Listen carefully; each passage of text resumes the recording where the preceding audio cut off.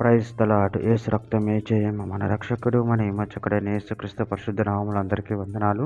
చిన్న ప్రార్థన ద్వారా ఉదయకాల వాక్యాధారం చేసుకుందాము.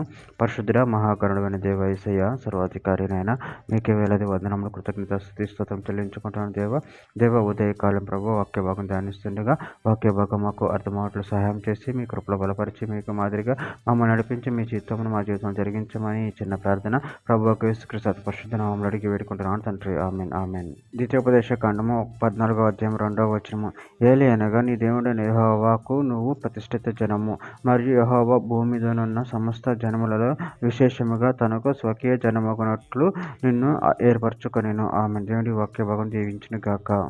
ప్రభునందు ప్రియులారా, ఇక్కడ వాక్య భాగంలో గమనించినట్లయితే ఏలి అనగా నీ దేవుడైన యెహోవాకు నువ్వు ప్రతిష్ఠిత జనము, మరియు యెహోవా భూమి మీద నున్న సమస్త జనములలో విశేషంగా తనకు స్వకీయ జనమగునట్లు నిన్ను ఏర్పరచుకొనెను.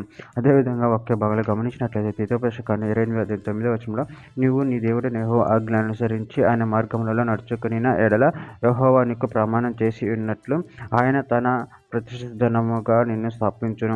నిర్గమకాండం 19వ అధ్యాయం 5వ వచనం. కాగా మీరు నా మాట శ్రద్ధగా విని నా నిబంధన అనుసరించి నడిచిన ఎడల మీరు సమస్త దేశ జనులలో నాకు స్వకీయ సంపాద్యమగుదురు. లేవీకాండం 11వ అధ్యాయం 40వ వచనం. నేను మీకు దేవుడై ఉండుటకు ఐగుప్తు దేశముల నుండి మిమ్మును రప్పించిన యెహోవాను, నేను పరిశుద్ధులను కనుక మీరు పరిశుద్ధులు కావలెను.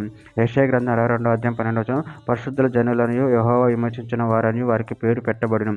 యెరూషలేమా, ఆశింపదగిన దానివనియు విసర్జింపబడిన పట్టణమని నీకు పేరు కలుగును. తీతుకు రాసిన పత్రిక 2వ అధ్యాయం 14వ వచనం. ఆయన సమస్తమైన దుర్నీతి నుండి మనల్ని విమోచించి సత్క్రియనందాసక్తి గల ప్రజలను తన కోసం పవిత్రపరచుకొని తన సొత్తుగా చేసుకున్నట్టుకు తన తాను మన కొరకు అర్పించుకొనెను.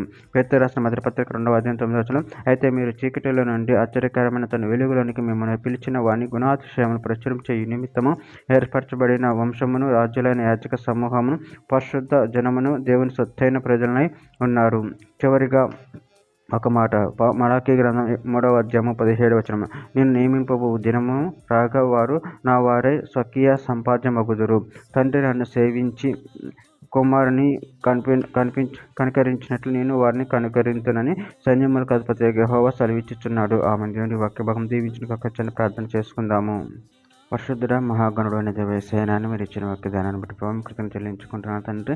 మీరు మమ్మల్ని పరిశుద్ధ ఉన్నారు ప్రభావం, దాన్ని బట్టి ప్రభావం కృతజ్ఞతలు చెల్లించుకుంటూ మీ ప్రేమ కృప మమ్మల్ని నిరంతరం కాచి కాపాడి మీకు మాదిరిగా మమ్మల్ని నడిపించమని చిన్న ప్రార్థన యేసుక్రీస్తు పరిశుద్ధ నామములో అడిగి వేడుకుంటున్నాను తండ్రి. Amen amen amen.